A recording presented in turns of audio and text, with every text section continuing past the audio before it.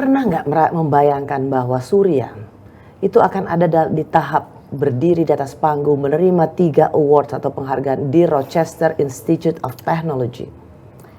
Saya nggak pernah membayangkan, tapi saya hanya meyakinkan diri, menghibur diri pada saat tertekan, pada saat banyak bahasa-bahasa yang apa salah si Dewi sampai anaknya 2 nggak bisa dengar setelah tervoniskan Surya bahwa nggak bisa dengar juga. Saya hanya bisa, Tuhan, ini ada hadiah apa yang kau mau berikan pada saya?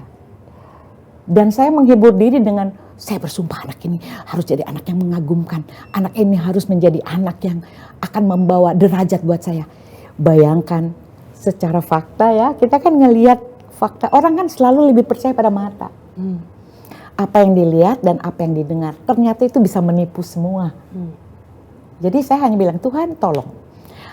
Mata saya mungkin gak bisa ngelihat, telinga saya mungkin gak bisa dengar. Tapi saya yakin Engkau akan memberikan kesempurnaan sama anak-anak saya.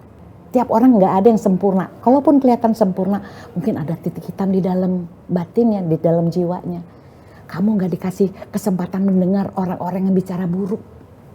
Jadi aku mencari hal yang buat dia masuk akal gitu. Padahal itu salah satu cara menghibur diriku. Kita boleh punya harapan dan mimpi, kita boleh ingin mengejar apa yang kita impikan, tapi sekuat-kuatnya kita, kalau kita nggak berhasil jangan kecewa, terus berusaha, karena kita nggak pernah tahu hari esok. Juga jangan pernah putus asa, karena kita juga nggak tahu keindahan apa yang ada di depan yang Tuhan siapkan gitu. Bismillah, ibu nggak punya apa-apa, tapi ibu punya Tuhan yang maha kaya.